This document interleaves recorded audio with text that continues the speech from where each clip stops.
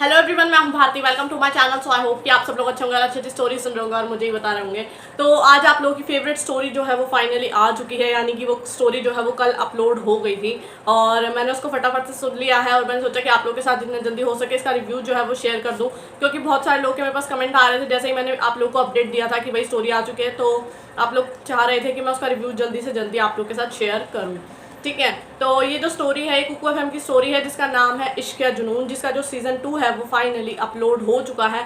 अगर आप लोगों को नहीं पता है तो फटाफट से जाके जो है आप लोग इसे सुन सकते हैं। लिंक्स वगैरह जो भी होंगे वो मैं डिस्क्रिप्शन बॉक्स में प्रोवाइड कर दूंगी, आप लोग वहां से जाके देख लीजिएगा। बाकी जो लिंक्स होंगे ना वो आप लोगों को मैं डायरेक्ट कुकू एफएम का लिंक प्रोवाइड करूंगी, तो अगर आप लोगों ने मेंबरशिप ली है तो यार आप लोगों को फिर तो आप लोग सुन पाओगे, अदरवाइज आप लोगों को वेट करना पड़ेगा। डेली जो एपिसोड्स हैं वो अनलॉक होते हैं, जैसा कि मुझे कई सारे लोगों ने बताया, बट मुझे ये नहीं पता कि कितने अनलॉक होते हैं। तो बाकी आप लोग देख लीजिएगा कैसे क्या चीज़ें होती हैं, मैं तो आप लोगों को लिंक्स जो भी होंगे वो प्रोवाइड कर दूंगी।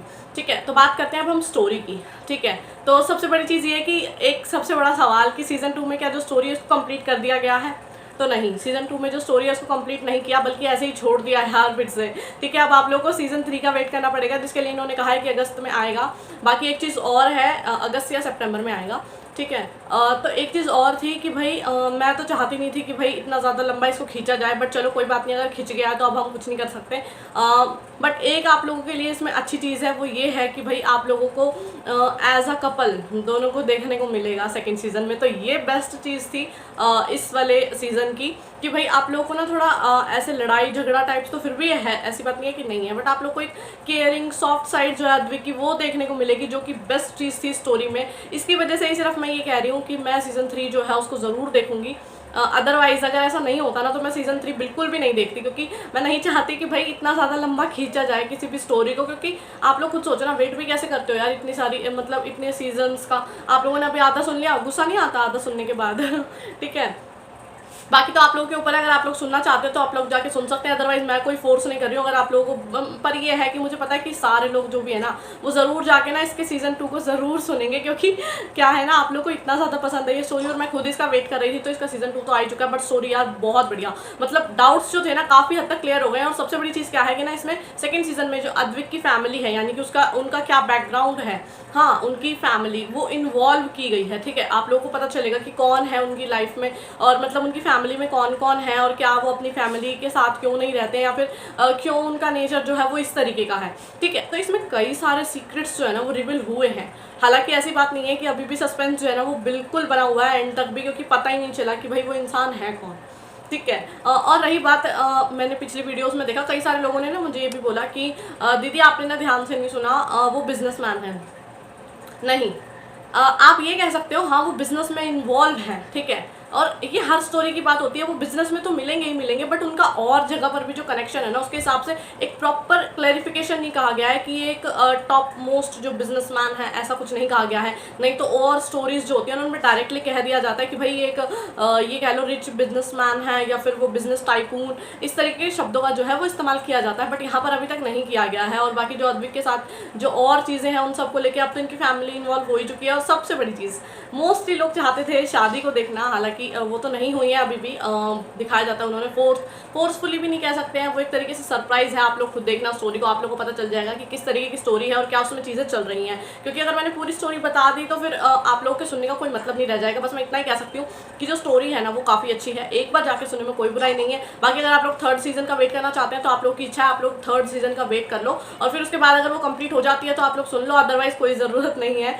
सुनने की। ऐसा कुछ नहीं है कि भाई नहीं सुनोगे तो अच्छा नहीं लगेगा या फिर बीच में, पर ये है एकदम से ना आप लोग का मूड स्पॉइल हो जाएगा एंड वाले एपिसोड से, क्योंकि कहानी को जिस तरीके से छोड़ा गया है ना वो बहुत अलग तरीका है। मतलब ये कह लो कि एक तरीके से फाइटिंग सीन चल रहा है और उसके बीच में ही कट हो गया और डायरेक्ट अनाउंसमेंट आ गई है कि जो थर्ड सीजन है, मतलब आप लोगों ने स्टोरी को इतना प्यार दिया और फिर कि जो थर्ड सीजन है वो आप लोग को इस टाइम देखने को मिलेगा।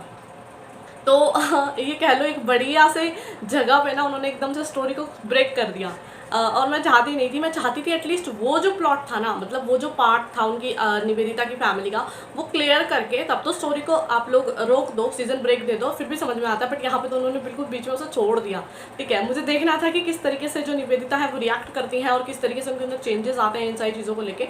बट चलो अच्छी बात है, देखते हैं। काफ़ी पॉजिटिव चीज़ें देखने को मिली है इसमें, बहुत कम ये कह लो नेगेटिविटी कम ही है, पॉजिटिविटी ज़्यादा है, जैसा कि मैं चाह ही रही थी कि भाई पॉजिटिव ही होनी चाहिए। तो ये चीज़ें थी। अब आप लोगों को किस तरीके की लगती है ये आप लोग मुझे कमेंट करके बता देना कि भाई आप लोगों को कितना पॉजिटिव लगा, कितना नेगेटिव लगा। ठीक है, और बात आप लोगों ने मुझसे कई सारी चीज़ें और पूछी थी स्टोरी को लेके ना, कि भाई कितने % जो है वो ये कह लो कि निवेदिता और अद्विक की रिलेशनशिप के ऊपर अगर बात की जाए तो। ठीक है, तो ये कह लो 80% या 70 to 80% जो है ना वो एक अच्छा ये कह लो निकल के आई है चीज़, मतलब बॉन्डिंग वगैरह ये कह लो। तो ये चीज़ काफ़ी अच्छी हुई है। थोड़ा अभी भी ट्रस्ट वाला वो जो डाउट था ना वो अभी क्लियर नहीं हुआ। मुझे ऐसा लगता है कि जो 3rd सीज़न आएगा वो उसी में क्लियर होगा, क्योंकि अभी तक भी जो एंड में आया कि निवेदिता की बहन है जो, उन्होंने और जो उनकी माँ है उन्होंने ये चीज़ें तो कबूल कर ली कि भाई उन्होंने क्या क्या किया है। और जो निवेदिता है उनकी मॉम की जो मर्डर मिस्ट्री है वो भी सॉल्व हो गई है। और मतलब ये कह लो निवेदिता की साइड का काफ़ी हद तक क्लियर हो चुका है। बस वो साहिल वाला जो सीन था वो वाला जो है वो भी क्लियर नहीं हुआ, यानी जो अद्विक को डाउट था वो अभी तक भी क्लियर नहीं हुआ है, वो सबसे बड़ा पॉइंट है। और यहाँ तक कि दूसरी चीज़ ये कि अद्विक को अभी तक भी नहीं पता है इस चीज़ के बारे में कि क्या वो जो स्कार्फ था वो निवेदिता ने बनाया था उनके लिए, या फिर या और भी चीज़ें यार। वो मतलब वो अपना जो एंड टाइम पे वो कन्फेस करना चाहती थी बट वो नहीं कर पाई थी। और अभी भी ऐसा ही है कि नफरत के साथ एक जंग चल रही है। और जिस तरीके से दिखाया गया इश्क या जुनून, सीरियसली इस वर्ड को आप लोग देखना कम से कितनी बार इस्तेमाल किया गया और जिस तरीके से जो दिखाई है। और लाइंस देखो यार, मतलब बहुत बढ़िया जिस तरीके से लिखा गया है ना, मुझे बहुत अच्छा लगा सच में। अब की बार ये कह लो मैं इतना ज़्यादा, मुझे ऐसा फील नहीं हो रहा कि भाई नहीं अब की बार मैं बहुत मतलब इमोशनल हुई या टॉर्चर फील किया, नहीं ऐसा मैंने बिल्कुल कुछ नहीं किया। अब की बार तो मैंने बिल्कुल शांत एकदम ऐसे फील किया है। चलो फिर भी बहुत अच्छा था, एटलीस्ट फर्स्ट वाले टॉर्चर से तो ये बहुत ही ज़्यादा ठीक था।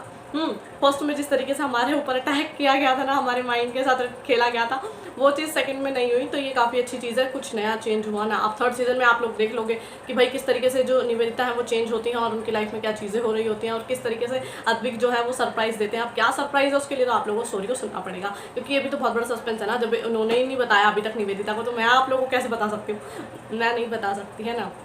नहीं तो फिर स्टोरी ही पूरी खुल जाएगी। हाँ, अगर आप लोग को फिर भी कोई डाउट्स वगैरह होते हैं तो आप लोग पूछ लो मुझसे कमेंट करके, मैं आप लोग को बता दूंगी। बट स्टोरी मिस मत करना आपकी बार वाली, ठीक है, क्योंकि बहुत सारी चीज़ें सीखने को समझने को तो ज़रूर ही मिलेंगी। हाँ, और रही बात टॉर्चर की, तो यार ठीक है, उसका तो हम क्या ही कर सकते हैं। आदमी का जो नेचर है वो तो है ही है।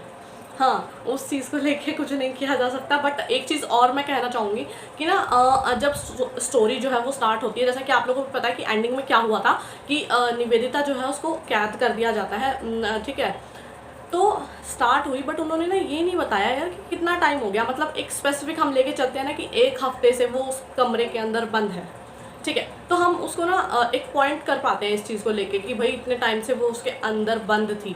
बट यहाँ पर इन्होंने बोला काफ़ी समय से, तो कितना समय एक बार हमें बता देते तो इससे क्या होता है ना कि हम टॉर्चर, अगर टॉर्चर की बात हो रही है वो एक तरीके से टॉर्चर ही तो था ना, तो उसको ना हम रिलेट कर पाते हैं। बट यहाँ पर ये चीज़ नहीं हुई, तो मुझे थोड़ा सा ये कंफ्यूजिंग लगा कि भाई ठीक है, उन्होंने बोल दिया कि थोड़े टाइम, काफ़ी टाइम तक निवेदिता उस रूम में बंद रही और फिर जब वो अद्विक आते हैं, जो भी सीन होता है हाँ आगे, तो और फिर किस तरीके से अद्विक उनको निकालते हैं वहाँ से या क्या सिचुएशंस होती हैं, वो चीज़ें अलग होती हैं। बट एक टाइम पीरियड अगर हमें बता दिया जाए तो हम ना उस चीज़ को अपने अंदर से लेके फिर हम ये भी सोचने लगते हैं कि पॉजिटिव और नेगेटिव, यानी हम अद्विक निवेदिता दोनों की साइड को देख के चल पाते हैं इससे। हाँ, बट यहाँ पर हमें पता नहीं चला, तो निवेदिता का मैं गेस नहीं कर पाई कि भाई कितना टाइम हो गया उसको वहाँ पे कैद किए हुए। हालांकि देखा जाए तो सिर्फ उनको बस यही थी कि उस रूम से बाहर नहीं निकलना था, खाने वाने की कोई प्रॉब्लम नहीं थी। ठीक है, और अद्विक जो है उनकी ये मुझे, हाँ उनको कोई ये नहीं समझ में आता मुझे उनको क्या प्रॉब्लम है, कि मतलब एक प्रॉपर जो है ना अभी भी नहीं बताया गया। बट हाँ, उनकी कंडीशन जो है ना वो काफ़ी सीरियस है, ये चीज़ हमें पता चल रही है 2nd सीज़न में कि भाई क्या चीज़ें हैं। और सबसे बड़ी चीज़ एक जिक्र किया गया है, एक ये कह लो 3rd पार्टी का, या फिर मतलब जो जिसको लेके जो अद्विक की फैमिली है। अब इनकी फैमिली में कौन कौन मेंबर है ये मैं भी नहीं बता रही पूरी तरीके से क्लियर नहीं है। बट हाँ, इनके दादाजी को लेके आगे बात हुई है, आप लोग खुद देखेंगे स्टोरी में। ठीक है, और वो किस तरीके से अद्विक को जो है वो कंट्रोल करते हैं। मुझे समझ में नहीं आता एक चीज़ कि इन रॉयल फैमिलीज़ में क्या प्रॉब्लम क्या होती है। मतलब इनके पास एक ये कह लो कि एक ये कि ना किसी को इन्होंने कैद किया होता है और उसके थ्रू ना ये जो अपने पोते हैं या फिर जो इनके बेटे हैं उनको ना ये नचा रहे होते हैं अपनी उंगलियों पर, ठीक है। तो पता नहीं क्यों वो इन चीज़ों का फ़ायदा उठाते हैं और क्यों नहीं, भाई मुझे नहीं समझ में आता। मैंने हालांकि ये चीज़ें ना ज़्यादातर मैंने कुकू एफएम पर ही देखी है, जैसे कि वो जी ले ज़रा स्टोरी थी, उसको उसमें भी कुछ ऐसा ही वो अपनी वो हाँ कि वो उनकी माँ को लेके जो है हर चीज़ उनसे मनवाते थे। और यहाँ पर भी ऐसा ही है, यहाँ पे पर जो वो आइडेंटिटी है ना वो रिवील नहीं करी गई कि वो औरत कौन है जिसको लेके अद्विक को जो है मतलब उनके दादाजी ब्लैकमेल करते हैं हर चीज़ को लेके, कि ज़बरदस्ती उनसे अपनी बातें मनवाते हैं। तो ये चीज़ें अभी क्लियर नहीं हुई हैं, अगले सीज़न में ही पता चलेगा। बट हाँ ये मैं कह सकती हूँ कि अगले सीज़न में आप लोग को पूरा जो रोल देखने को मिलेगा ना वो निवेदिता के खुद की इम्प्रूवमेंट और जो अद्विक की फैमिली है उसके बारे में पता चलेगा और अद्विक की आइडेंटिटी के बारे में अच्छे तरीके से समझ में आएंगी चीज़ें। बट मैं फिर भी एक ही चीज़ बोलूँगी कि जो सीज़न 3 है उसमें मेरे हिसाब से यार चाहे 100-200 एपिसोड दे दो बट उसको कंप्लीट कर दो, ठीक है। और ज़्यादा सीजन्स इंक्रीज होने से ना बहुत सारी चीज़ें होती हैं, ऑडियंस पे बहुत ज़्यादा अलग ही असर पड़ता है। बाकी ठीक है जैसा होता है देखी जाएगी, कभी बोर होते हैं तो बीच में स्किप के कर लेंगे और क्या होगा देख लेंगे, बाकी जब एपिसोड्स आएंगे तब पता चलेगा। बस यही है, मैं तो इतना ही कहूँगी कि स्टोरी अच्छी है। हाँ कोई बुराई वाली चीज़ें अभी ज़्यादातर तो इसमें मुझे मिली नहीं, बट ठीक है आप लोग जाके देख लीजिएगा, बहुत सारी चीज़ें इसमें खुली हैं तो आप लोग जाओगे तो ये आप लोगों को पता चलेगा। अदरवाइज़ आप लोगों को ना अब और सबसे बड़ी चीज़ कि भाई ध्यान से सुनना तभी समझ में आएंगी सारी चीज़ें, ठीक है। तो मैंने आप लोगों को इसमें बहुत सारी चीज़ें बता दी, आई गेस अब इससे ज़्यादा अगर मैं बताने लगी तो फिर आप लोगों के सुनने का कोई मतलब नहीं रह जाएगा। तो आई होप कि ये वीडियो आप लोगों के लिए हेल्पफुल रही होगी और अगर आप लोगों को मेरी वीडियो पसंद आती है तो उसे लाइक करें, शेयर करें और मेरे चैनल को सब्सक्राइब करना बिल्कुल भी ना भूलें। बाकी अगर आप लोगों के कोई डाउट्स वगैरह होते हैं तो आप लोग मुझसे कमेंट करके पूछ सकते हैं, जितनी जल्दी हो सकेगा मैं उनके जवाब देने की कोशिश करूँगी। और अगर आप लोग चाहते हैं आपकी फेवरेट स्टोरी, नॉवल, बुक या फिर आपका मैं रिव्यू शेयर करूँ तो आप लोग मुझे कमेंट करके बता सकते हैं, जितनी जल्दी हो सकेगा मैं वीडियो लेके हाजिर हो जाऊँगी। बाकी जब तक नेक्स्ट वीडियो आती है तब तक के लिए बाय और thank you for watching my video.